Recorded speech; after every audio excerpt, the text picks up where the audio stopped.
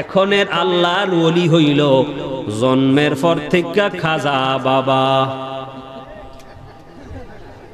কষ্ট নিবেন না, পীরের ছেলে পীর, খাজার ছেলে খাজা। আমি একজন পীরের মুরিদ, আমার দরবার এখানে, সবাই চিনেন আমাকে।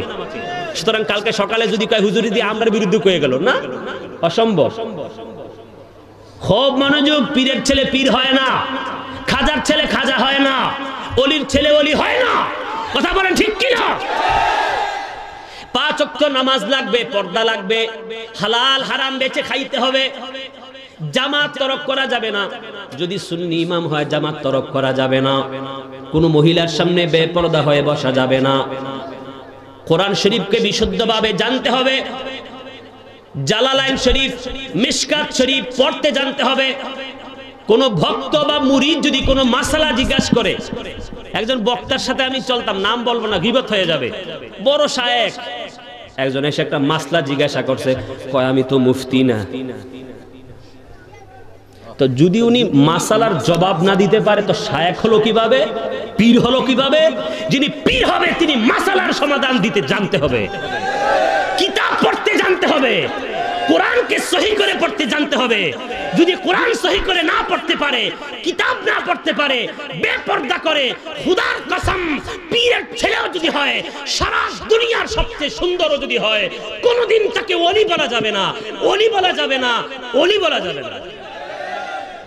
সূরাতুল ফাতিহা জিজ্ঞাসা করলে সূরা ফাতিহা বিশুদ্ধভাবে পড়তে পারবে না। سيدنا محمد وعلى آله الطيبين وأصحابه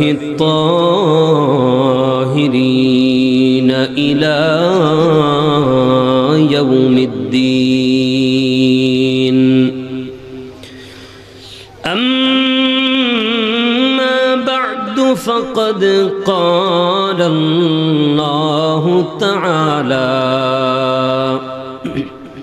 في كلامه المجيد والفرقان الحميد. أعوذ بالله من الشيطان الرجيم. بسم الله الرحمن الرحيم. كل نفس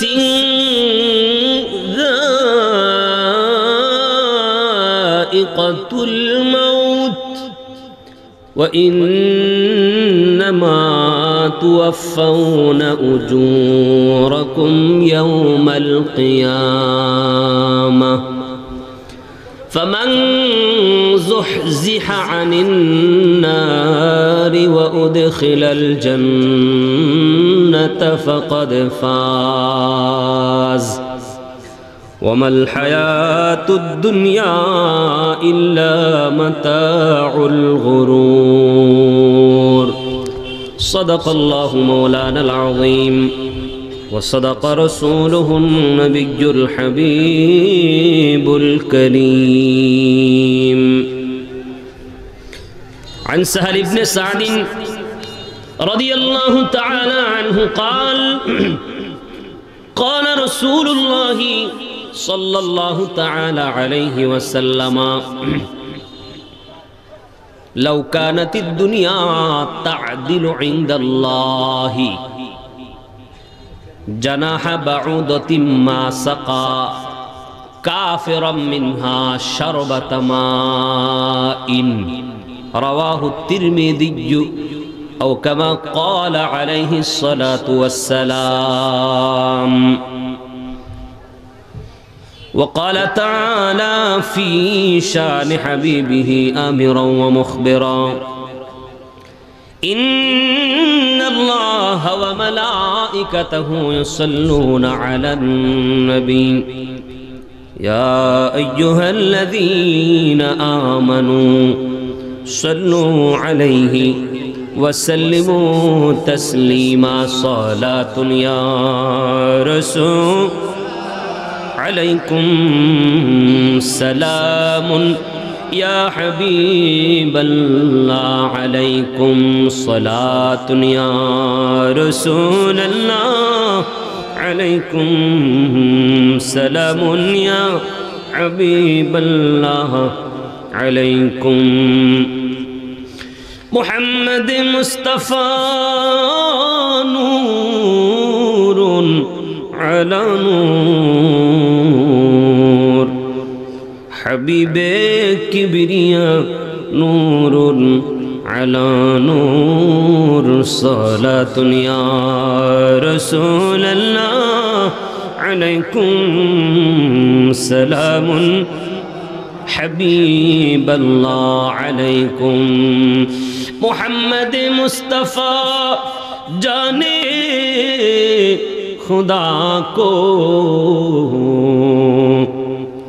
खुदा जाने मोहम्मद मुस्तफ़ा को सलातुन या रसूल अल्लाह अलैकुम सलामुन हबीब अल्लाह सलातुन या रसूल अल्लाह अलैकुम सलामुन या हबीब अल्लाह अलैकुम सल्लल्लाहु अला नबिय्यिल उम्मी सल्लल्लाहु अलैहि व आलिहि वसल्लम सलातु व सलामुन अलैका सय्यिदी या मक्की या मदनी या रसूलल्लाह। महापवित्र ईद मिलादुन नबी सल्लल्लाहु ताआला अलैहि व आलिहि वसल्लम उपलक्षे दशम वार्षिक सुन्नी महासम्मेलनेर सम्मानित सभापति এই গ্রামেরই একজন সুযোগ্য সুপরিচিত আমার খুব কাছের ব্যক্তি জনাব মোহাম্মদ জুলফু মিয়া সাহেব, আজকের এই মাহফিলের প্রধান অতিথি আমার পাশে যিনি অবস্থান করেছেন জনাব মোহাম্মদ রেজাউল করিম রানা সাহেব, ব্যবস্থাপনা পরিচালক মেঘনা automation system and engineering limited Dhaka. আজকের এই মাহফিলের সভাপতি এবং প্রধান অতিথি আল্লাহ পাক দুজনকে ঈমান ও আমলের উপর ইস্তিকামত প্রতিষ্ঠিত রাখুন বলি আমিন। আজকের এই মাহফিলের প্রধান মেহমান সারা বাংলাদেশের আলোড়ন সৃষ্টিকারী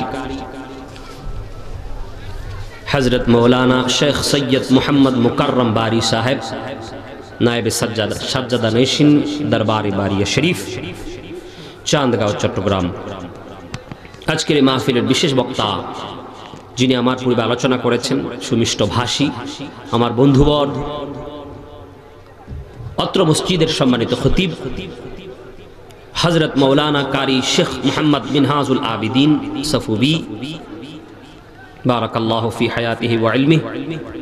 আজকের এই মাহফিলের আরো বিশেষ বক্তা এই গ্রামের কৃতি সন্তান পশ্চিমপাড়া নুরানি জামি মসজিদের সম্মানিত খতিব মৌলানা জামাল উদ্দিন সাহেব, কারি লোকমান হোসেন আল হাসানি সাহেব, মৌলানা ওসমান ইবনে সাদির বেগ সাহেব, হযরত মৌলানা বিল্লাল হোসেন সাহেব, হযরত মৌলানা শাহাদত হোসেন সাহেব সহ উলামায়ে আহলুস সুন্নাহ ইন্তেজামিয়া কমিটি, সামনে উপবিষ্ট আল্লাহ প্রেমিক, রসুল প্রেমিক, অলি প্রেমিক, দেশ প্রেমিক, আমার কলিজার টুকরা সকল সরল মনা মুসলমান ভাইরা, পর্দার আড়ালের মা ও বোনেরা, রহিমানি ওয়া রাহিমাকুমুল্লাহ, উচ্চ আওয়াজে বলুন আমিন।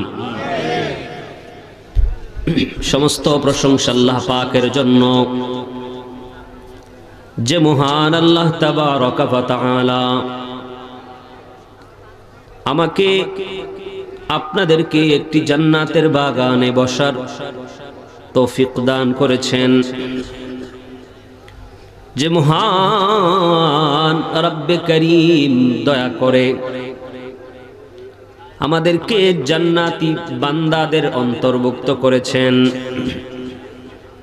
যে মহান আল্লাহ রাব্বুল আলামিন, স্টেজ কমাও স্টেজ, যে মহান আল্লাহ রাব্বুল আলামিন আমাদেরকে সুস্থ রেখেছেন, ভালো রেখেছেন, সে মহান রব্বে করিমের দরবারে জুবান খুলে উঁচু আওয়াজে সবাই শুকরিয়া আদায় করে বলি আলহামদুলিল্লাহ। অসংখ্য গণিত দরুদ সালাম আল্লাহর প্রিয় নবী, নূর নবী, অদৃশ্যের খবরদাতা নবী হযরত মুহাম্মদ মুস্তাফা আহমদ মুজতবা সাল্লাল্লাহু তাআলা আলাইহি ওয়া আলিহি ওয়া সাল্লামের উপর উঁচু আওয়াজে সবাই পড়ুন আমিন। নবীজি বলেন, নি'মাতানি আযীমাতানি মাগবুনুনা আন কাসীরিন মিনান নাস আস-সিহহাতু ওয়াল ফারাগাহ রাওয়াহুল বুখারী আও কামা ক্বালা আলাইহিস সালাতু ওয়াস সালাম। আল্লাহর হাবিব বলেন, দুটা এমন বড় বড় নিয়ামত আছে, অধিকাংশ মানুষ এই দুইটা বড় নিয়ামত সম্পর্কে জানে না, গাফেল, অমনোযোগী। হুজুর বলেন, একটা নিয়ামতের নাম হলো সুস্থতা, আরেকটা নিয়ামতের নাম হলো অবসর। কথা কি বোঝা যায়? হাদিস শরীফে ইরশাদ হয়েছে, ইন্নামাল আমালু বিন্নিয়াত, কর্মের ফলাফল তার নিয়তের উপর নির্ভরশীল। অনেক বান্দা মাহফিল থেকে চলে গেছে, আমি দেখেছি, আমি আসছিলাম, ওরা যাচ্ছে, তাহলে বোঝা গেল এরা ওয়াজ মাহফিলে আসে নাই, মেলায় ঘুরতে এসেছিল। কি বলেন? এখন অনেকে আল্লাহর বান্দা, অনেক আল্লাহর নালায়েক বান্দি মেলায় ঘুরছে। ভাই আমার, যেই জিনিসপত্রগুলো আমাদের এই মাহফিলের মেলায় পাওয়া যায়, এই জিনিসগুলো কি বুড়িচং আর ভরাসার পাওয়া যায় না? যায়। তাহলে আমার মনে হয় একটা সিদ্ধান্ত নেওয়া দরকার, মাহফিল কমিটি শুধুমাত্র খাবারের দোকান ছাড়া অন্য কোনো জিনিস মাহফিলে উঠতে পারবে না, আর রাত ৯টার পরে কোনো মেলা থাকবে না। প্রিয় ভাই আমার, অনেক ধরনের শ্রোতা, কেউ আসে মেলায় ঘোরার জন্য, কেউ আসে বক্তার কণ্ঠ চেক করার জন্য, আবার কেউ আসবে তাবারুকের সময় পোটলা নেওয়ার জন্য। কি বলেন? যদি ইলেকশন সামনে থাকে, ভোট চাওয়ার জন্য। না, এরকম হয় না? অনেক রকমের শ্রোতা আছে। প্রিয় ভাই আমার, নিয়তটা যদি পরিষ্কার না হয়, হাসরের ময়দানে মুসলিম শরীফের হাদিস, শহীদ হওয়ার পরেও আল্লাহ রাব্বুল আলামিন শহীদকে বলবে, কাযিবতা, তুমি মিথ্যা বলছো। বলো না, আল্লাহ আমি শহীদ হয়েছি, রক্ত দিয়েছি। আল্লাহ বলবেন না, কাযিবতা, তুমি মিথ্যা বলছো। কোরআন তেলাওয়াতকারী, কোরআন যে নিজে শিখেছে এবং শিখিয়েছে, হাসরের ময়দানে বলবে, আল্লাহ যখন জিজ্ঞেস করবে তুমি আমার জন্য কি এনেছো, বান্দা বলবে, আল্লাহ আমি কোরআন শিখেছিলাম এবং শিখিয়েছিলাম। আল্লাহ বলবেন, কাযিবতা, তুমি মিথ্যা বলছো। আসলেই সে পড়িয়েছিল, পড়েছিল। আরেক ব্যক্তিকে ডাক দিবে, এটা হাদিস, নবীজির হাদিস, মুসলিম শরীফের হাদিস। তিন ব্যক্তি, এক নাম্বার হলো, কি বলছিলাম বলেন? না, মুখস্থ করতে হবে, অ্যাটেনশন। এই দুই কানের সঙ্গে অন্তরের কানটাও লাগাবেন। ভাই, ব্যবসার মধ্যে সময় দিচ্ছেন, চাকরিতে সময় দিচ্ছেন, বিবিকে সময় দিচ্ছেন, সন্তানকে দিচ্ছেন, আড্ডা ফাড্ডায় দিচ্ছেন, সেলফি তুলে দিচ্ছেন, বিয়ে শাদী মুসলমানি আমরা সময় ব্যয় করছি কি করছি না? কি বলেন, করছি না? আজ মরে গেলে কালকে আমার ব্যবসায় কে বসবে? অন্য কেউ। আজ মরে গেলে আমার ঘর অন্য কারো হাতে চলে যাবে, আমার দোকান অন্য কারো হাতে চলে যাবে। সুতরাং যা শুনবেন কিছু শিখে যান, কিছু মনে রেখে যান। এক নাম্বার হলো, আল্লাহর হাবিব সাল্লাল্লাহু আলাইহি ওয়াসাল্লাম বলেন, একজন শহীদ যে আল্লাহর রাস্তায় রক্ত দিয়ে, জীবন দিয়ে কুরবানি করেছেন, রক্ত দেওয়ার পরে হাসরের ময়দানে আল্লাহ রাব্বুল আলামিন তাকে বলবেন তুমি আমার জন্য কি এনেছো? ওই শহীদ বলবে আল্লাহ আমি তোমার রাস্তায় জীবন দিয়েছি, তোমার রাস্তায় রক্ত দিয়েছি। আল্লাহ বলবে কাযিবতা, তুমি মিথ্যা বলছো। না আল্লাহ আমি তো রক্ত দিয়েছি। আল্লাহ বলবে হ্যাঁ রক্ত তো দিয়েছো, কিন্তু এই জন্য দিয়েছো তুমি মনে মনে চিন্তা করেছিলা আমি যদি রক্ত দিয়ে দুনিয়া ছেড়ে বিদায় হয়ে যায় মানুষ আমাকে শহীদ বলবে, মানুষ আমার প্রশংসা করবে, আমি শহীদের মর্যাদা লাভ করব।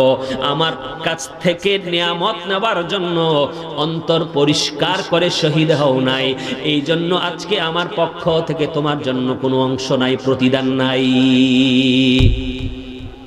রক্ত দেওয়ার পরেও খুব মনোযোগ, আল্লাহর হাবিব বলেন একজন কারি যে কোরআন পড়েছে, কোরআন শিখেছে, দুনিয়াতে কোরআনের খেদমত করেছে, আল্লাহ পাক রব্বুল আলামিন কিয়ামতের ময়দানে তাকে জিজ্ঞাসা করবে তুমি আমার জন্য কি এনেছো, কি করেছো? ওই কারি বলবে মালিক আল্লাহ আমি কোরআন শিখেছিলাম এবং আপনার বান্দা বান্দীদেরকে কোরআন শিখিয়েছিলাম। আল্লাহ বলবে কাযিবতা, তুমি মিথ্যা বলছো, আসলেই সেই ব্যক্তি সত্য সত্য কোরআন শিখেছিল এবং শিখিয়েছিল। আল্লাহ বলবে হ্যাঁ হ্যাঁ এই জন্যই তুমি কোরআন শিখিয়েছিলা, মানুষ যেন তোমাকে কারি সাহেব বলে, মানুষ যেন তোমার প্রশংসা করে, মানুষ যেন তোমাকে হাদিয়া দেয়। দুনিয়ার সম্মানের জন্য, দুনিয়ার সুখ্যাতির জন্য, দুনিয়ার শান্তির জন্য, মানুষের কাছ থেকে ভাবা পাওয়ার জন্য, অথবা দুনিয়াবি কোনো উদ্দেশ্য হাসিলের জন্য তুমি কোরআন শিখেছো, কোরআন শিখিয়েছো। আমি আল্লাহকে সন্তুষ্ট করার জন্য নয়, আমার দ্বীনকে প্রসারিত করার জন্য নয়, ইখলাসের সাথে তুমি কোরআন শিখাও নাই, আমার পক্ষ থেকে নিয়ামত পাওয়ার জন্য বিনা হিসাবে আমি আল্লাহর দ্বীনকে প্রচার এবং প্রসার করার জন্য তুমি কোরআন শিখাও নাই। আজকে তুমি দুনিয়াতে কোরআন শিখিয়েছো তা সত্য, কিন্তু নিয়ত পরিষ্কার না থাকার কারণে আমি আল্লাহ রাব্বুল আলামিনের দরবারে ইখলাসের সাথে একনিষ্ঠতার সাথে ইবাদত না করার কারণে, কোরআন না শিখানোর কারণে আমার পক্ষ থেকে কোনো প্রতিদান নাই। জাহান্নামে ওই ব্যক্তিকে উপর করে ফেরেশতা টেনে টেনে টেনে টেনে ফেলে দিবে। জোরে বলুন নাউযুবিল্লাহ। নাম্বার 3, একজন সম্পদশালী, আল্লাহ যাকে ধন সম্পদ দিয়েছিলেন, আল্লাহ রাব্বুল আলামিন জিজ্ঞেস করবে হে সম্পদশালী বান্দা তুমি আমার জন্য কি এনেছো, কি করেছো? ওই সম্পদশালী বলবে আল্লাহ আমি তো আপনার রাস্তায় খরচ করেছি অনেক টাকা, আল্লাহ ওখানে ওখানে ওখানে ওখানে দিয়েছি, অনেক দিয়েছি। আল্লাহ বলবে হ্যাঁ দিয়েছো, তবে তুমি মিথ্যা বলছো। কি আজীব ব্যাপার, কি বল, আশ্চর্য হওয়ার কথা না? দান করলো, আসলেই সত্যই দান করেছে, কিন্তু আল্লাহ বলছে তুমি মিথ্যা বলছো। কেন? টাকা তো দিয়েছিলা, ভোটের জন্য দিয়েছিলা, টাকা দিয়েছিলা, তুমি আমেরিকা প্রবাসী, এই জন্য মানুষ তোমার প্রশংসা করবে, অথবা না দিলে উনাপানা করবে। আছে না এরকম? অনেক আছে। দেখেন হাদিসটা নবীজি কেন বলেছেন, খামাখা বলেননি তো। আমাদের অন্তরকে পরিষ্কার করতে হবে। আল্লাহর হাবিব বলেন আল্লাহ বান্দার পোশাক দেখে না, বান্দার চেহারা দেখে না। আল্লাহ রাব্বুল আলামিন ওয়ালাকিন ইয়ানজুরু ইলা কুলুবিকুম, আল্লাহর হাবিব বলেন আল্লাহ রাব্বুল আলামিন তোমাদের অন্তরকে দেখে, অন্তরটা কি রকম এই অনুযায়ী আল্লাহ তোমার আমলের প্রতিদান দিবে। আমার প্রিয় ভাইরা বাবারা, আপনি নামাজ পড়েন আর কোরআন তেলাওয়াত করেন, দান সাদকা করেন, মানুষের সহযোগিতা করেন, জিয়াফত করেন, মাহফিল করেন, কোরআনের অনুষ্ঠান করেন, যাই কিছু করেন না কেন, নিয়তটা যদি পরিষ্কার না থাকে, ইখলাস যদি না থাকে, আল্লাহ এবং তার রাসূলের সন্তুষ্টির উদ্দেশ্যে যদি ওই ভালো কাজ না হয়, কিয়ামতের ময়দানে ওই ভালো কাজের প্রতিদান আল্লাহর কাছ থেকে পাওয়া যাবে না। কেননা শহীদ হওয়ার পরেও আল্লাহর কাছে কোনো প্রতিদান নাই। সম্পদশালী হাজার হাজার কোটি টাকা দান করার পরেও কোনো প্রতিদান নাই। কারি সাহেব কোরআন শিখার পরেও আল্লাহর কাছে কোনো প্রতিদান পাবে না। এই জন্য অন্তরকে পরিষ্কার করতে হবে। বুখারী শরীফের প্রথম যেই হাদিসটা আমার নবীজির হাদিসটা এনেছেন, সংকলন করেছেন, সেই হাদিসটাই হলো ইন্নামাল আমালু বিন্নিয়াত। এখন তো ভাইরাল বক্তা, দাওয়াত না দিলে মানুষ হয় না। আমি বলি ভাইরে, ভাইরাল ছাড়া যে সকল শ্রোতা প্যান্ডেলে বসে থাকে, মূলত শ্রোতা তারাই। কারণ আসলে তারা শিখতে আসে, আর যারা পরে আসবে আসলে শিখতে আসে না, চেহারা দেখতে আসে। যার অন্তর চায় যে আমি শিখবো, আমি জানবো, আমি শিখবো, যেই হোক, ছোট না বড়, কালো না সাদা, ভাইরাল না কি, দেখা দরকার নাই, আমি যাব শিখবো। কি বলেন আপনারা? এই জন্য অন্তরকে পরিষ্কার রাখতে হবে যদি আল্লাহর কাছে আমলের প্রতিদান চান। আল্লাহ পাক রব্বুল আলামিন কোরআন শরীফে বলেন, ইয়াউমা ইয়াকুমুন নাসু লিরাব্বিল আলামিন, কিয়ামতের ময়দানে আল্লাহর সামনে বিনীতভাবে দাঁড়িয়ে যেতে হবে। সব মানুষগুলো উলঙ্গ হবে, কারো গায়ে জামা থাকবে না, নারী এবং পুরুষ কারো গায়ে জামা থাকবে না, পায়ে জুতা থাকবে না। উলঙ্গ অবস্থায় হাসরের ময়দানে আমরা সবাই দাঁড়াতে হবে। আল্লাহর হাবিব সাল্লাল্লাহু আলাইহি ওয়া আলিহি ওয়াসাল্লাম বলেন, সেই ময়দানে নারী পুরুষ সবাই উলঙ্গ হবে।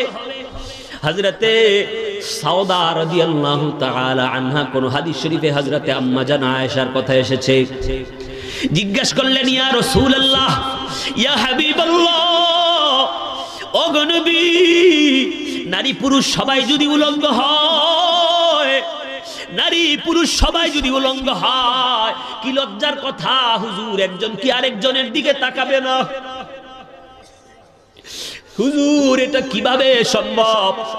আল্লাহর হাবিব সাল্লাল্লাহু তাআলা আলাইহি ওয়া আলিহি ওয়াসাল্লাম বলেন, সাউদা, হে আমার বিবি, পরিস্থিতিটা এমন হবে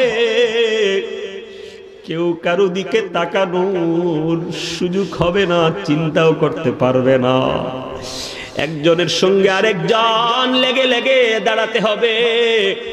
ভিড়ের কারণে এমন চিৎকারের আওয়াজ, সূর্য মাথার 2 হাত উপরে থাকবে, মাথার মগজটা গলে যাবে। বুখারী শরীফের হাদিস, আল্লাহর হাবিব বলেন, কারো শরীর থেকে ঘাম ঝরতে ঝরতে হাঁটু পর্যন্ত ডুবে যাবে, কারো টাকনু পর্যন্ত ডুবে যাবে, কারো হাঁটু পর্যন্ত ডুবে যাবে, কারো কোমর পর্যন্ত ডুবে যাবে, কারো কানের অর্ধাংশ পর্যন্ত ঘামে ডুবে যাবে। দুনিয়ার জমিনে আমরা কোনোদিন এমন পরিস্থিতির সম্মুখীন হই নাই যে ঘাম ঝরতে ঝরতে আমাদের টাকনু পর্যন্ত ডুবে গেছে। দুনিয়ার জমিনে যখন চৈত্র মাসে রৌদ্রের তাপ বৃদ্ধি হয়ে যায়, অনেক আল্লাহর বান্দা সইতে পারি না, ছাতা নিয়ে বের হতে হয়, এসি ছাড়া থাকতে পারি না, বেশি গরম হলে আমরা অস্থির হয়ে যাই। আল্লাহর হাবিব বলেন, কিয়ামতের ময়দানে পরিস্থিতিটা এমন কঠিন হবে। এই জন্য আল্লাহ রাব্বুল আলামিন সূরাতুল আবাসা 30 নম্বর পারাতে আল্লাহ পাক বলেন, ইয়াউমা ইয়াফিরুল মারউ মিন আখিহি ওয়া উম্মিহি ওয়া আবিহি ওয়া সাহিবাতিহি ওয়া বানিহি লিকুল্লি ইমরিইম মিনহুম ইয়াউমা ইযিন শা'নুন ইউগনি। আল্লাহ রাব্বুল আলামিন বলেন, সেদিন কিয়ামতের ময়দানে ব্যক্তি তার ভাই থেকে পালাবে, ব্যক্তি তার স্ত্রী থেকে পালাবে, ব্যক্তি তার সন্তান থেকে পালাবে, ব্যক্তি তার ভাই বেরাদর আত্মীয় স্বজন থেকে পালাবে, নিজের চিন্তায় ব্যস্ত হয়ে যাবে, অস্থির হয়ে যাবে। আল্লাহ পাক বলেন, লিকুল্লি ইমরিইম মিনহুম, তাদের মধ্যে প্রত্যেকের এমন একটা পরিস্থিতি তৈরি হবে, আল্লাহ রাব্বুল আলামিন বলেন, শা'নুন ইউগনি, পেরেশানি আর চিন্তার কারণে পাশে কে আছে সেটা সে ভুলে যাবে। কোরআন আল্লাহ পাকের বাণী, এটা শা'নুন ইউগনি। আল্লাহ পাক বলে সে ভুলে যাবে পাশে কে আছে, কি নারী না পুরুষ, কাপড় পরেছে না পরে নাই, সে ভুলে যাবে। এমন পেরেশানি হবে, চিৎকারের আওয়াজ চতুর্দিকে। আল্লাহর হাবিব বলেন, এমন একটা পরিস্থিতি তৈরি হবে। প্রিয় ভাই আমার, দুনিয়াতে ভালো খাবার জন্য, ভালো পড়ার জন্য, ভালো কিছু পাওয়ার জন্য, ভালো একটা বাড়ি করার জন্য সবাই আমরা চেষ্টা করি, আমিও করি, সবাই করে। আগামী দিনও আমরা সবাই কাজে লাগবো, সবাই সবার কর্মে লিপ্ত হতে হবে। কিন্তু এরপরেও আল্লাহ পাক এই কথাগুলো কেন বললেন? আল্লাহর হাবিব সাল্লাল্লাহু আলাইহি ওয়া আলিহি ওয়াসাল্লাম বলেন, লাউ কানাতিদ দুনিয়া তা'দিলু ইনদাল্লাহ, জানাহা বাউদাতিম মা সাকা কাফিরাম মিনহা শারবাতা মাইন, রাওয়াহু তিরমিজি। ইমাম তিরমিজি থেকে হাদিস বর্ণিত, আল্লাহর হাবিব বলেন, আল্লাহর কাছে দুনিয়াটা যদি মাছির ডানার সম পরিমাণ মূল্যের হতো তো আল্লাহ কোন কাফিরকে এক ঢোক পানিও পান করাতেন না। আপনারা কি শুনতেছেন কথা? আল্লাহ পাক কি বলছেন, আল্লাহর হাবিব কি বলছেন? মাছির একটা, দুইটা ডানা না, একটা ডানা, মাছির ডানার কোনো মূল্য আছে? নবীজি বলেন লাউ কানাতিদ দুনিয়া, এই দুনিয়াটা সৃষ্টি জগতের মধ্যে বুর্জ খলিফা আছে 100 কত 60 তলা না নাকি 160 তলা 70 তলা। প্রিয় ভাই আমার, এত দুনিয়ার মধ্যে এত সৌন্দর্য, এত মেল ফ্যাক্টরি, এত হীরা জহরত, এত হাজার হাজার কোটি কোটি টাকার, বিলিয়ন মিলিয়ন টাকা, এত সুন্দর হোটেল, এত সুন্দর গার্ডেন, আল্লাহ রাব্বুল আলামিন বলছেন দুনিয়াটা আমার কাছে একটা মাছির ডানা, একটা, এটার সম মূল্যেরও না, মূল্যের দিক থেকে আমার কাছে এটার চাইতে আরো নিকৃষ্ট দুনিয়া। কিতাবে লেখা আছে দুনিয়া সৃষ্টির পর থেকে আল্লাহ রাব্বুল আলামিন দুনিয়ার দিকে তাকান নাই। প্রিয় ভাই আমার, এই হাদিস থেকে আমরা কি বুঝতে পারি না আল্লাহ রাব্বুল আলামিন দুনিয়াটাকে অপছন্দ করে, দুনিয়াটাকে অপছন্দ করে। এই জন্য আল্লাহ রাব্বুল আলামিন কোরআন শরীফে বলেন কুল্লু নাফসিন যায়কাতুল মাউত ওয়া ইন্নামা তুওয়াফাউনা উজুরাকুম ইয়াওমাল কিয়ামাহ ফামান যুহজিহা আনিন নার ওয়া উদখিলাল জান্নাতা ফাকাদ ফাজ ওয়া মাল হায়াতুদ দুনিয়া ইল্লা মাতাউল গুরুর। আমরা সবাই শুনি, জানাজার নামাজে সব হুজুররা বলে কুল্লু নাফসিন যায়কাতুল মাউত, বলে না? সবাই মুখস্থ জানে, সবাই জানে, কিন্তু আসলে এই আয়াত নিয়ে আমরা চিন্তা করি না। আসলে বাস্তব জান, বাস্তবে আমরা চিন্তা করি না। আল্লাহ বলছেন প্রত্যেক প্রাণীকে মৃত্যুর স্বাদ গ্রহণ করতে হবে। আল্লাহ বলছেন কিয়ামতের ময়দানে ওয়া ইন্নামা তুওয়াফাউনা উজুরাকুম ইয়াওমাল কিয়ামা, আল্লাহ বলছেন কিয়ামতের ময়দানে তোমাদের প্রতিদান, আমলের প্রতিদান। আল্লাহ পাক বলছেন ও দুনিয়ার মানুষ শুনে নাও, তোমরা যাকে দুনিয়ার সফলতম ব্যক্তি বলো, দুনিয়ার সফলতা অর্জন করেছে অমুক ভাই দুনিয়ার সফল ব্যক্তি, অমুক ভাই দুনিয়ার সফল ব্যক্তি, কেননা সে সুইজারল্যান্ড গিয়েছে, সে ফ্রান্স গিয়েছে, সে আমেরিকা গিয়েছে, লন্ডন গিয়েছে, সে অনেক টাকার মালিক হয়েছে, তার গাড়ি আছে, বাড়ি আছে, ফার্নিচার আছে, এত মেল ফ্যাক্টরি আছে।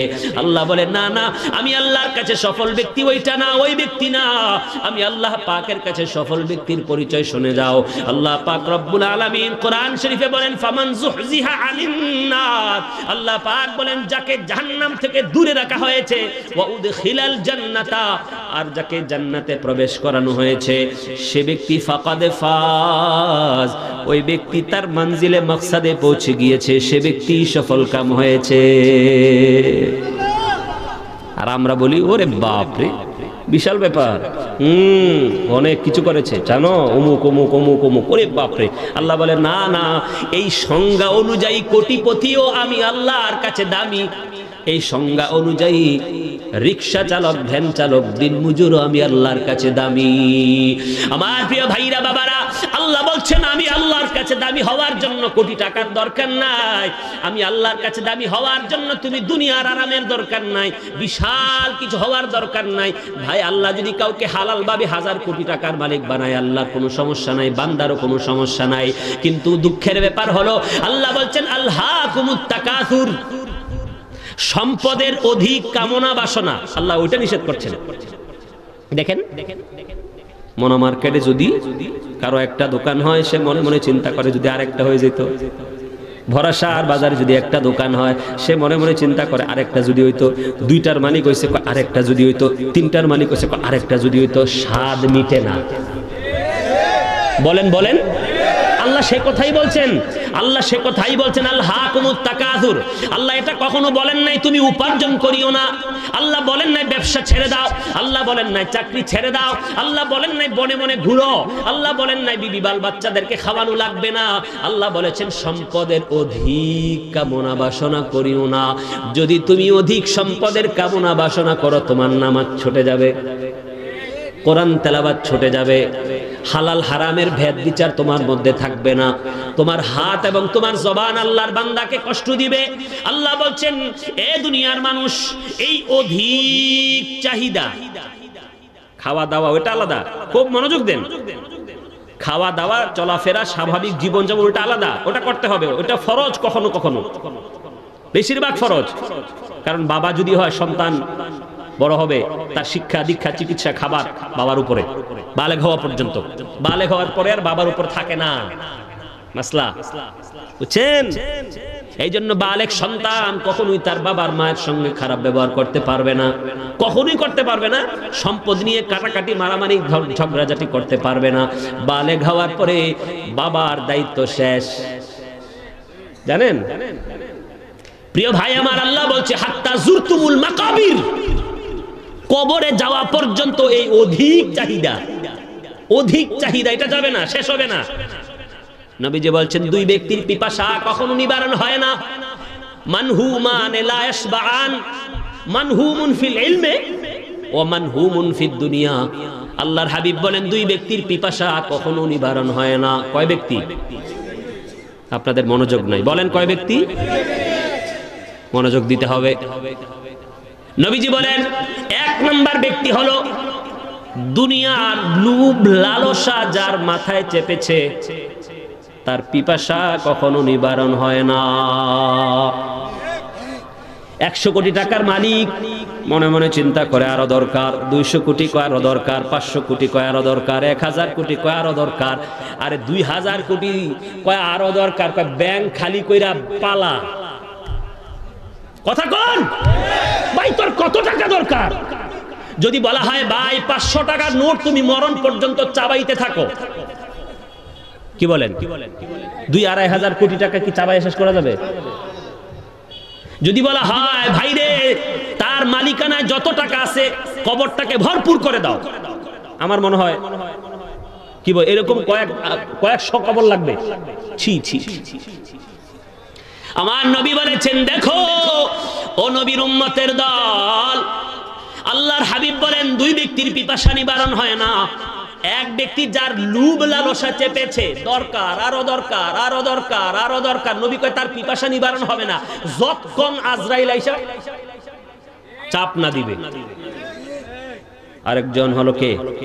ও মানহুমুন ফিল ইলমি, যে ব্যক্তি জ্ঞান পিপাসু, জ্ঞান অর্জন করতে চায়, সে অনেক কিছু জানে, হয় নাই, আরো জানলো, হয় নাই, তার পিপাসা নিবারণ হয় না, জানতে চায় জানতে চায় জানতে চায়, শুয়ে আছে অসুস্থ হাসপাতালে, এরপরে ওকে আমার একটা কিতাব দে, ভালো লাগে না। বুঝছেন? তাহলে বোঝা গেল দুই ব্যক্তির পিপাসা কখনো নিবারণ হয় না। আমরা কোনটার মধ্যে থাকবো? ইলমে দ্বীন শিখার মধ্যে থাকবো। অধিকাংশ মানুষ কিয়ামতের ময়দানের ভয়াবহ দৃশ্যের কথা জানে না। একটাবার চিন্তা করো, যেই ময়দানটা আমাদের জন্য এমন কঠিন হবে, একটু আগে বলেছিলাম উলঙ্গ থাকবো, জুতা থাকবে না, দুই ধনুক চিনেন তো? মনোযোগ দিচ্ছেন তো? আমার মনে হয় 4 হাত সর্বোচ্চ, ধনুক বাঁকা করলে তো একটু কমে যায় না, সোজা করেন, তাহলে 2 2 4 ধরেন 5 হাত উপরে সূর্য, আল্লাহ আল্লাহ আল্লাহ আল্লাহ, 5 হাত উপরে সূর্য। একটু মনোযোগ, দুনিয়ার জমিন থেকে দুনিয়ার সূর্য যেটা এখন আছে 9,30,00,000 মাইল দূরে, ঠিক না? এরপরে শুনেন, এই সূর্য আল্লাহ রাব্বুল আলামিন যেখানে স্থাপন করেছেন, ওই সূর্যের তাপটা জমিনে আসার মাঝখানে আল্লাহ রাব্বুল আলামিন নানান ধরনের প্রতিবন্ধকতা সৃষ্টি করেছেন। কোথাও আল্লাহ রাব্বুল আলামিন গ্রহ দিয়ে প্রতিবন্ধকতা সৃষ্টি করেছেন, কোথাও আপ দিয়ে, কোথাও পানি দিয়ে, কোথাও বাতাস দিয়ে, এইভাবে কোথাও হয়তো ফেরেশতা দিয়ে। কেননা যদি সূর্যের আলো সরাসরি জমিনে পড়তো তো দুনিয়ার কোনো মানুষ চলতে পারতো না, দুনিয়ার কোনো মানুষ সহ্য করতে পারতো না, দুনিয়ার কোনো মানুষ চলতে ফিরতে বাইরে বের হতে পারতো না। আল্লাহ রাব্বুল আলামিন এই সূর্যটাকে এত সুন্দর করে স্থাপন করেছেন যে বান্দার শরীরের জন্য যতটুকু প্রয়োজন ততটুকু আলো আল্লাহ সূর্যের মাধ্যমে দিচ্ছে। আমাদের মানব দেহের জন্য সবচাইতে দামি এবং মূল্যবান এবং বেশি প্রয়োজন কোন জিনিসটা বলতে পারবেন? মানব দেহের জন্য রাইট, জাযাকাল্লাহ, সবচেয়ে বেশি গুরুত্বপূর্ণ কি? পানি না খাইলেও কিন্তু 2-3 দিন থাকা যাবে। কি বলেন? খাবার না খাইলেও 1 সপ্তাহ থাকা যাবে, 10 দিন, 10-15 দিন, 1 মাস মোটামুটি কঙ্কাল হয়ে যাবে, থাকা যাবে। কিন্তু 2 মিনিটের জন্য যদি অক্সিজেনটা বন্ধ হয়ে যায় সব শেষ। একটু খেয়াল করে দেখি রে ভাই, ফজরের নামাজটা না পড়ার কারণে যদি আল্লাহ আমাদের অক্সিজেনটা বন্ধ করে দিত, জোহরের নামাজ না পড়ার কারণে যদি আল্লাহ আমাদের মুখটা বাঁকা করে দিত, আসরের নামাজ না পড়ার কারণে যদি আমাদের পাটা বাঁকা হয়ে যাইত, মাগরিব না পড়লে যদি চোখ অন্ধ হয়ে যাইত, এশারের নামাজ না পড়লে যদি রাতের ঘুম হারাম হয়ে যাইত, এইভাবে আল্লাহ যদি আমাদেরকে সঙ্গে সঙ্গে আযাব দিত, আমার মনে হয় এমন কোন বান্দা বান্দি নাই যে নামাজ ছাড়তো। সব পড়তো, সব। কারণ 2 মিনিটের শ্বাস প্রশ্বাস যদি বন্ধ হয়ে যায় উলট পালট হয়ে যাবে, জিন্দেগি উলট পালট। একটু খেয়াল করে দেখেন, একটু চিন্তা করে দেখেন আল্লাহ রাব্বুল আলামিন আমাদেরকে কত মহব্বত করে, কত ভালোবাসে। গুনাহের পর গুনাহ, গুনাহের পর গুনাহ, গুনাহের পর গুনাহ করে যাচ্ছি। রাত্র 12টা 1টা 2টা পর্যন্ত সিনেমা, রাত্র 12টা 1টা 2টা পর্যন্ত মোবাইলে অন্যায় কাজ, অন্যায় কাজ, অন্যায় কাজ। হায় হায়, ফজরের নামাজ কতদিন ঘুমের ঘরে শুয়ে শুয়ে কাটিয়ে দিলাম। হায়, ঘুম থেকে ওঠার পরে 7টা বাজে দেখি আল্লাহ রাব্বুল আলামিন আমার রিজিকের ব্যবস্থা করে, নাস্তার ব্যবস্থা করে টেবিলে রেখে দিয়েছে। যে মহান আল্লাহ রাব্বুল আলামিন তোমাকে আমাকে এত মহব্বত করে, এত অন্যায়, এত অন্যায়, এত গুনাহ, এত নাফরমানি করার পরেও আল্লাহ আমাদেরকে শাস্তি দেয় না। একটু খেয়াল করে দেখো, একটু আগে হাদিসটা পড়ে আসলাম। আল্লাহর হাবিব বলেন কিয়ামতের ময়দানে দুনিয়ার 50,000 বছর হবে হাসরের দিনের একদিন। আহা,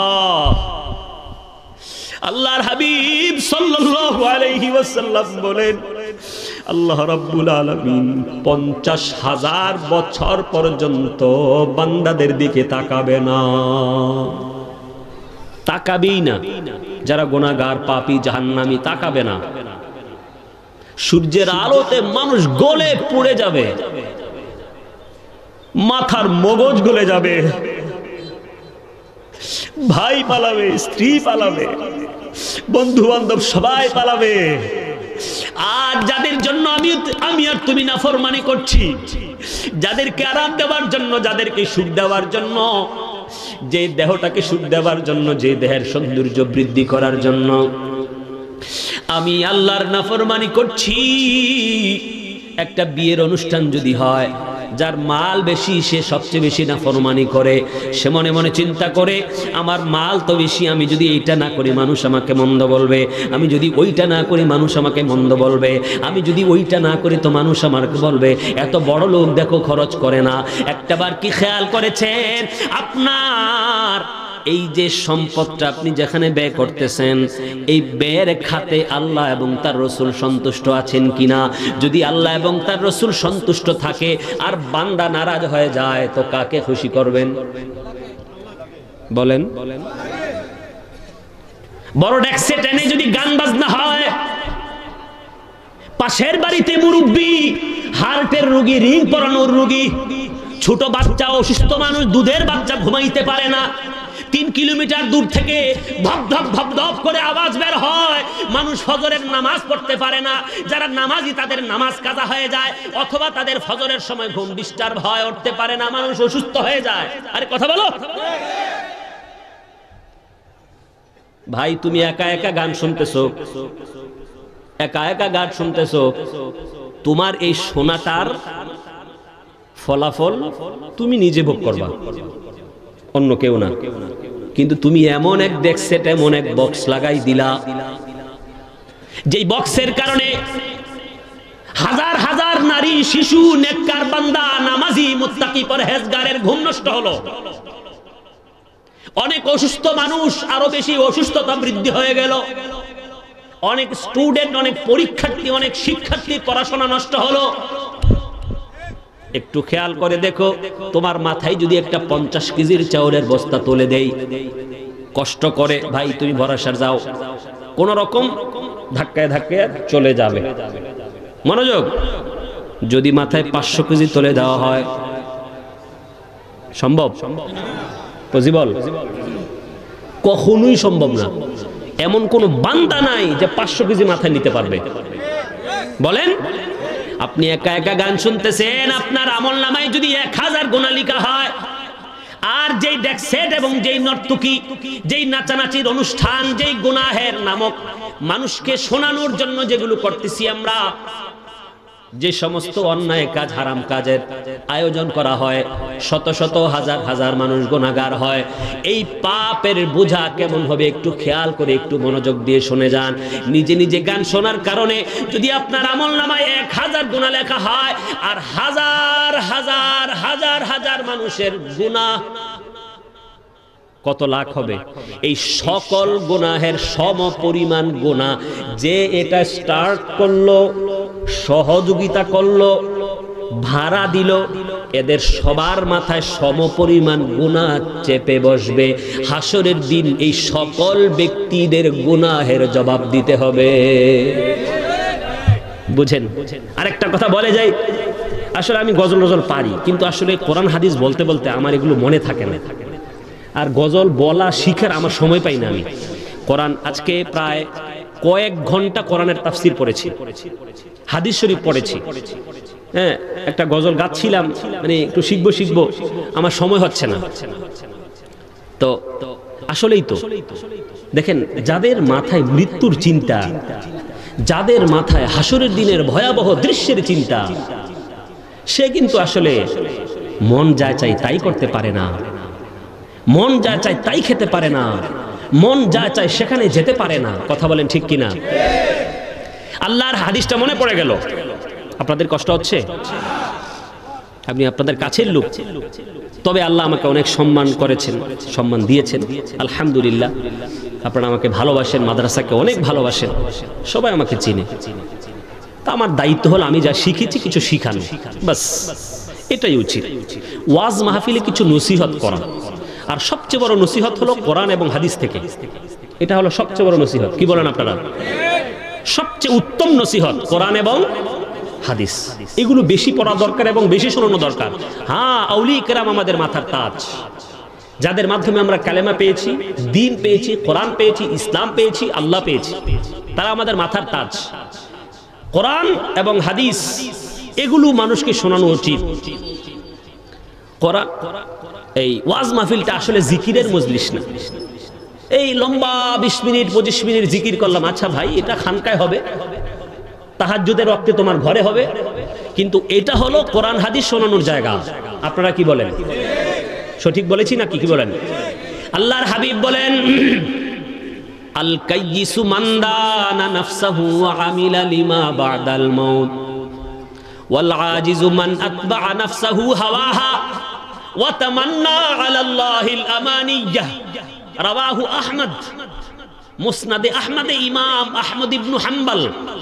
40,000 হাদিস যেই হাদিসের কিতাবে আছে, ইমাম আহমদ ইবনে হাম্বল ওনার মুসনাদে আহমদে এই হাদিস সংকলন করেছেন।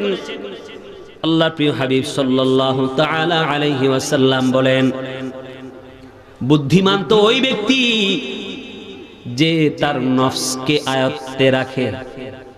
তার নফসকে কন্ট্রোল করে এবং ওয়ামিলা লিমা বা'দাল মাউত, মৃত্যুর পরবর্তী জীবনের জন্য আমল করে। নবীজি বলেন আমি নবীর কাছে ওই ব্যক্তি বুদ্ধিমান। দেখেন এখানে আর কিছু বলেন নাই, আর কিছু বলেন নাই। নবীজি বলেছেন নফসকে কন্ট্রোল করা। চলো একটু সিঙ্গাপুর ঘুরে আসি, চলো একটু হংকং ঘুরে আসি, চলো থাইল্যান্ড যাই, চলো এটা করি, চলো এটা খাই, ওটা খাই। বিবি বলল চলো একটু ঘুরে আসি। বেপর্দা করে বিবির খুশির জন্য আল্লাহকে বেজার করে দিলেন। বেপর্দা হয়ে বিবিকে আর কন্যাকে নিয়ে বাইরে বের হলেন। আরেকটা মহামারীর কথা বলে যায়, ও যুবক আপনাদের পায়ে হাত ধরে বলি, আমি আপনাদের কন্যা যারা, আমার মায়েরা যারা আমাকে শুনতেছে, আমি তাদের পায়ে হাত ধরে বলে যাই, একটা কঠিন মহামারী। আমি এটাকে মহামারী এর জন্য বলতেছি, শুনবেন, বুঝবেন আপনারা, ভালো করে শোনেন।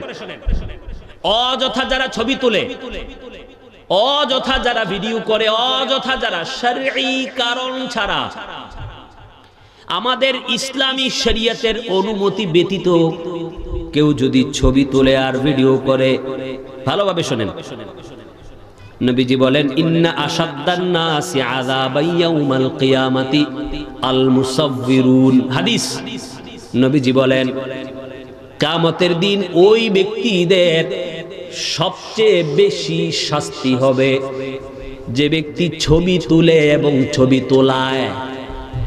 কথা কি বুঝতে পারছেন?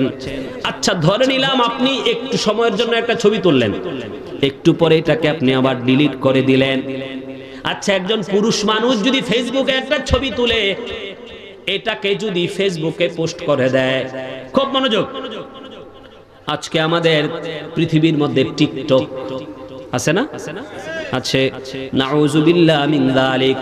এমন ভাবে মহামারী আকার ধারণ করেছে, শুধু পুরুষ ভাইয়েরা না, নারীরা, কন্যারা, পুত্রবধূ পর্যন্ত টিকটকের মধ্যে লিপ্ত হয়ে গেছে।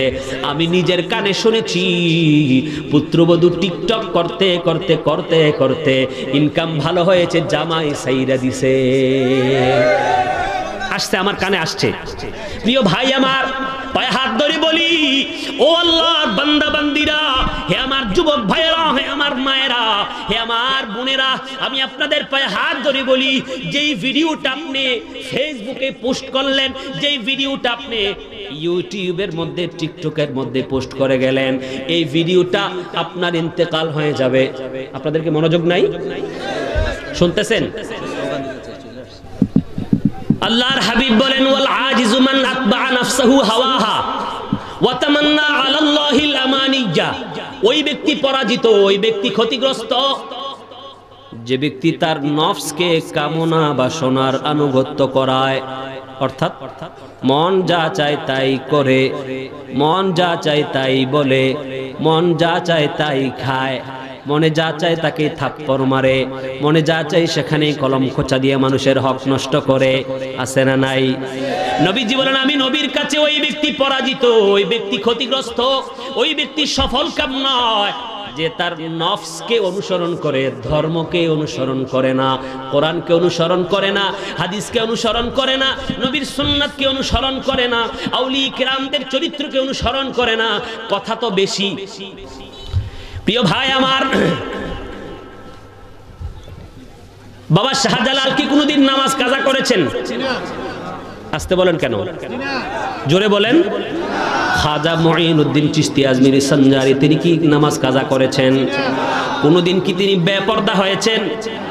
কোন আল্লাহর ওলি যারা শরীয়তের পাবন, যাদেরকে আমি কারামতলা দেখেছি, তারা কখনো বেপরদা হয়ে কোনো মহিলার সামনে যায় নাই, তারা কোনোদিন নামাজ কাজা করে নাই, জামাত তরক করতেও আমি দেখি নাই। মূলত আল্লাহর ওলি হয় তখন যখন তাদের আমল পরিপূর্ণ হয়। আর এখনের আল্লাহর ওলি হইল জন্মের পর থেকে খাজা বাবা। কষ্ট নিবেন না, পীরের ছেলে পীর, খাজার ছেলে খাজা। আমি একজন পীরের মুরিদ, আমার দরবার এখানে, সবাই চিনেন আমাকে। সুতরাং কালকে সকালে যদি কয় হুজুরি দিয়ে আমার বিরুদ্ধে কয়ে গেল, না, অসম্ভব। খুব মনোযোগ। পীরের ছেলে পীর হয় না, খাজার ছেলে খাজা হয় না, অলির ছেলে অলি হয় না। কথা বলেন ঠিক কিনা? 5 ওয়াক্ত নামাজ লাগবে, পর্দা লাগবে, হালাল হারাম বেছে খাইতে হবে, জামাত তরক করা যাবে না। যদি সুন্নি ইমাম হয় জামাত তরক করা যাবে না। কোনো মহিলার সামনে বেপরদা হয়ে বসা যাবে না। কোরআন শরীফকে বিশুদ্ধভাবে জানতে হবে। জালালাইন শরীফ, মিশকাত শরীফ পড়তে জানতে হবে।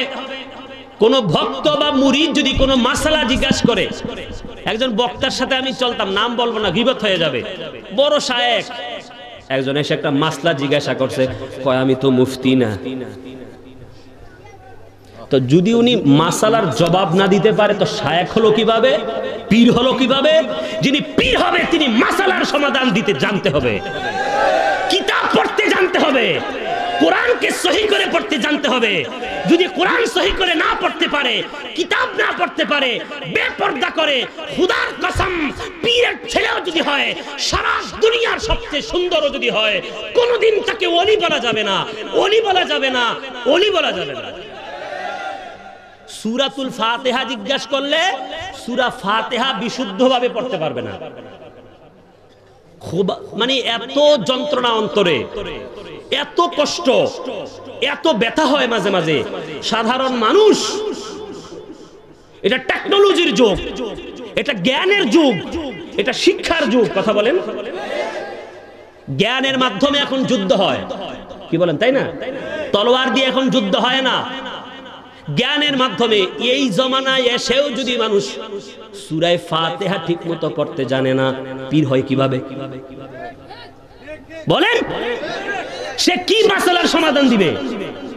বলেন, যে সূরাতুল ফাতিহা পড়তে জানে না, ইলমে তাজভিদ। আমার মাদ্রাসায় 10 বছরের একটা ছেলে কোরআন সহি করে পড়তে পারে, একটা 10 বছরের বাচ্চা কোরআন সহি করে পড়তে পারে। আর যিনি পীর হবে তিনি যদি বলে এটা আমার তরিকত, তুমি বুঝবা না এটা তরিকত। বলেন, এটা তরিকত? যে কোরআন ভালো করে জানে না, যে হাদিস জানে না, যে তাফসীর জানে না, একটা মাসলা জিজ্ঞাসা করলে এটার উত্তর দিতে পারবে না। খবরদার, খবরদার। নবীজি বলছেন, ওয়াতামান্না আলাল্লাহিল আমানিয়া, এমন অবান্তর আল্লাহর কাছে কামনা বাসনা করে, এমন অবান্তর দোয়া চায় যেটা আল্লাহ পছন্দ করে না। অবান্তর দোয়া চায়, খোদা তুমি আমারে কোটিপতি বানাও, খোদা তুমি আমারে এই বিল্ডিংটার মতো একটা বিল্ডিং বানায় দাও, খোদা তুমি আমার এইটা দাও, ওইটা দাও, খালি দুনিয়াবি দুনিয়াবি। আল্লাহ কয় না, আমি এটা পছন্দ করি না।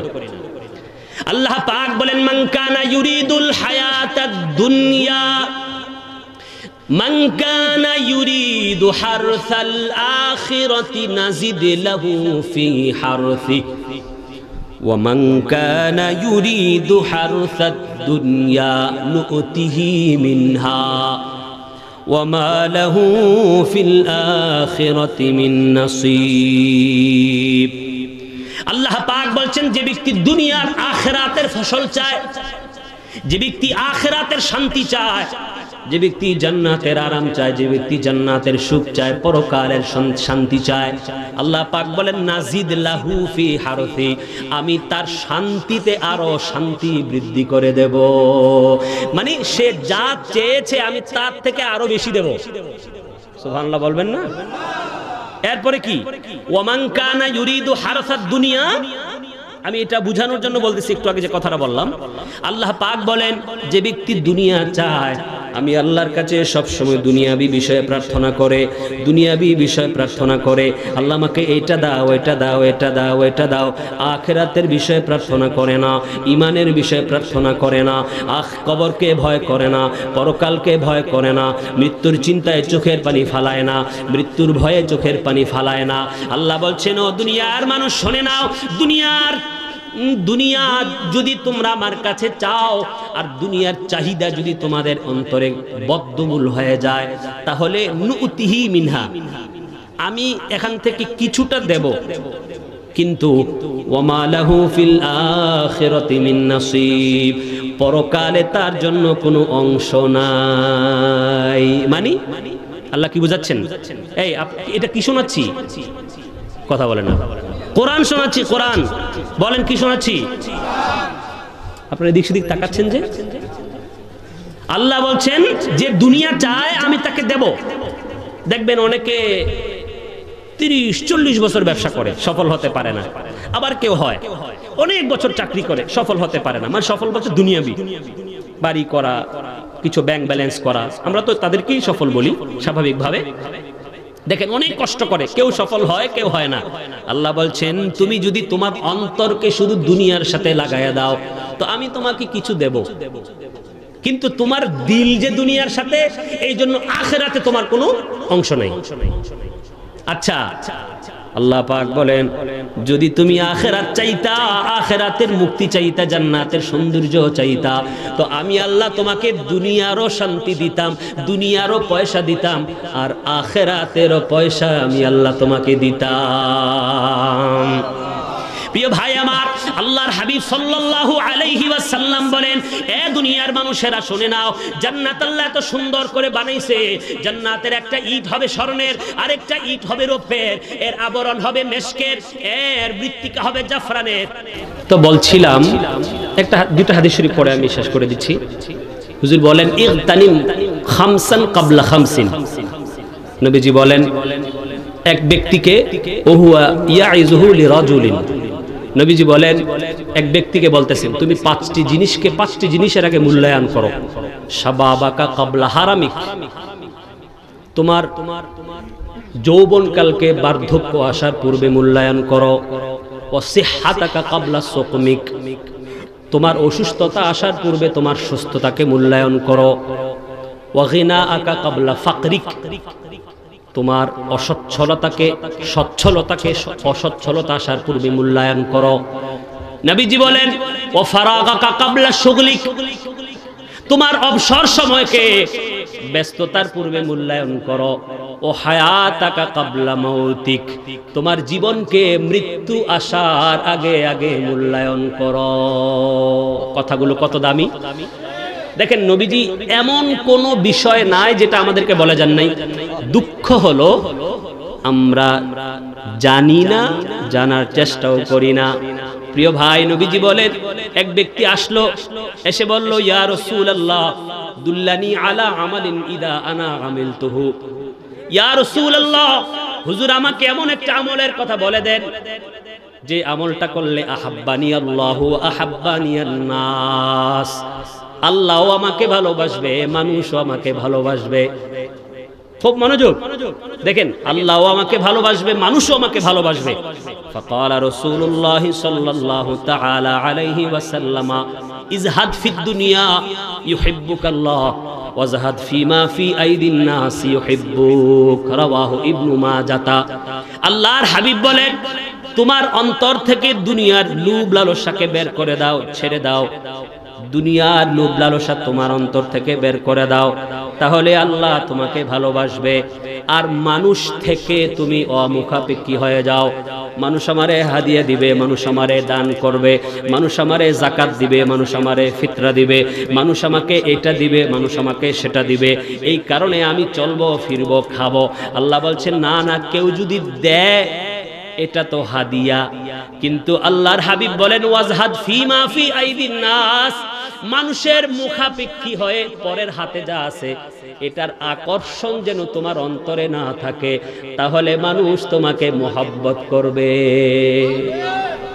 আল্লাহ তাবারাকা ওয়া তাআলা আমাকে এবং সবাইকে আজকে যতটুকু বলেছি আমাদের সবাইকে আমল করার তৌফিক দান করুন, বলেন আমিন। ইন্দ্রবতী মাদ্রাসা সচরাচর অন্য কোনো মাদ্রাসার মতন না। আপনারা আলিয়া মাদ্রাসা বা আশেপাশে অনেক প্রাইভেট মাদ্রাসা পাবেন যেখানে নুরানি, হিফজখানা, ইবতিদাই বা আলিয়া মাদ্রাসার পদ্ধতিতে কিছু পড়ানো হয়। বিশেষত আমাদের সুন্নি জামাতের যে সকল মাদ্রাসাগুলো আছে, কওমি তো আলাদা সিলেবাস, কিন্তু আমাদের প্রতিষ্ঠানটি একটি দরসে নিজামি প্রতিষ্ঠান। পাশে এই প্রতিষ্ঠানটিতে যোগ্য, শক্ত, নেককার আলেম তৈরি হওয়ার সম্ভাবনা আছে। আমি কয়েকটি কথা বলবো। এখনকার ছেলেরা মোবাইলে আক্রান্ত, একটু বড় হয়ে গেলে তাকে মোবাইল চালাইতে না দিলে মায়ের কাছে গিয়ে বলে এখানে পড়াশোনা ভালো না, এখানে আমার মন ভালো লাগে না, আলিয়া মাদ্রাসায় যায়। 2 মাস পরে আবার আসে, এসে দেখলি মোবাইল একটা হাতে। আমি নিজের চোখে দেখছি। আপনি আশেপাশে অনেক মাদ্রাসা পাবেন, মনে রাখবেন বাপ কা বেটা সিপাহী কা ঘোড়া। যোগ্য নেককার পরহেজগার ব্যক্তির কাছে যদি আপনার সন্তান দেন, কিছুটা হলেও এটা তার ওস্তাদের মতো হবে। আর পর্দা করে না, ক খ আলিফ বা তাসা 1 2 3 এগুলো সব মাদ্রাসায় পাবেন। 80 জন ছাত্র, 2 জন শিক্ষক, ও বাংলাও পড়ায়, ইংরেজিও পড়ায়, কায়দাও পড়ায়, আমপারা পড়ায়, হাফিজি পড়ায়, নুরানি পড়ায়। বলেন নট ইম্পর্টেন্ট। এটা কিভাবে পসিবল হতে পারে? কিভাবে আমার মাথায় ধরে না। আমাদের এখানে নুরানি বিভাগ আলাদা, কিতাব আলাদা, দর্সে নিজামের সাথে সাথে আলিয়া মাদ্রাসার বিষয়গুলো আমরা পড়াই। 1.5 লক্ষ টাকা আমাদের স্টাফদের বেতন প্রতি মাসে। বিশ্বাস হয়? যদি আলহামদুলিল্লাহ আমাদের এখানে 2-3 বছর পড়ার পর কেউ যদি বলে যে সে সুন্নি হয় নাই, তো কান কেটে ফেলে দেব। কারণ আলহামদুলিল্লাহ আমাদের এটা আলা হযরতের একটা মার্কাজ। যিনি আমার পীর মুর্শিদ, তিনি 17 বছর ভারতে ছিলেন এবং বারেলি শরীফে ফার্স্ট টু লাস্ট একদম পরিপূর্ণ দাওরা শেষ করেছেন উনি, পরিপূর্ণ বারেলি শরীফে। এবং ওখানে উর্দু ভাষীদেরকে উনি উর্দু পড়িয়েছেন, ফার্সি পড়িয়েছেন, আরবি গ্রামার শিখিয়েছেন। উত্তরপ্রদেশে ওনার শরীরের ওজনটা 43 কেজি। আমি একদিন ডাক্তারের কাছে গেছিলাম ওনারে নিয়ে, তো বলে আপনি দাঁড়ান, লিটার দাঁড়াইলো, দেখলাম যে 43 কেজি। তো আমি অনুরোধ করব, দেখেন সুন্নিয়াতের খুঁটি হলো আলেম।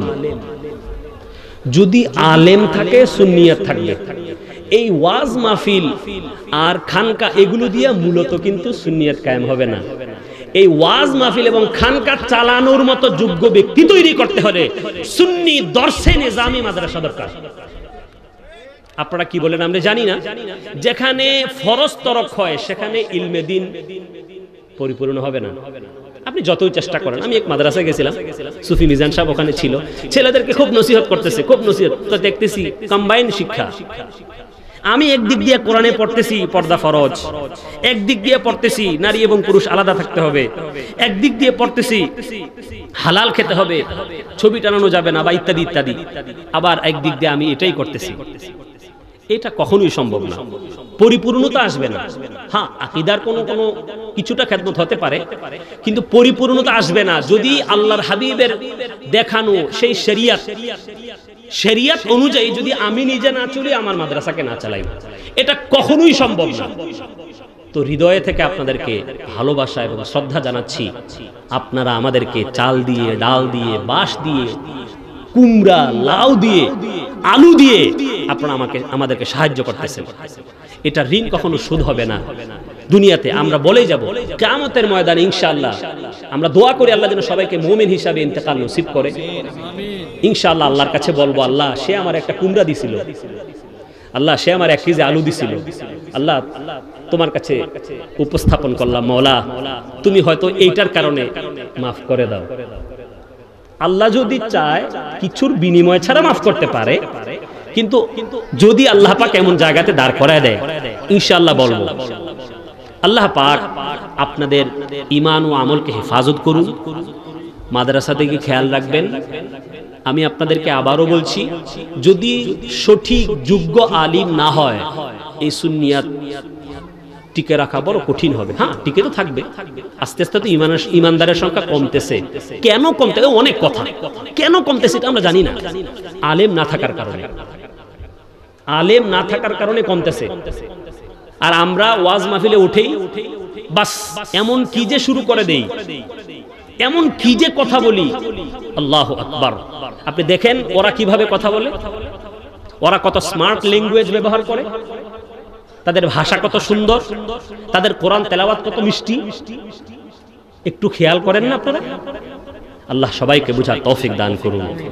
আমি যা বলেছি আল্লাহ যেন আমাকে এবং সবাইকে এর উপর আমল করার তৌফিক দান করেন। ও আখিরু দাওয়ানা আনিল হামদুলিল্লাহি রাব্বিল আলামিন। ওয়াসসালামু আলাইকুম ওয়া রাহমাতুল্লাহ।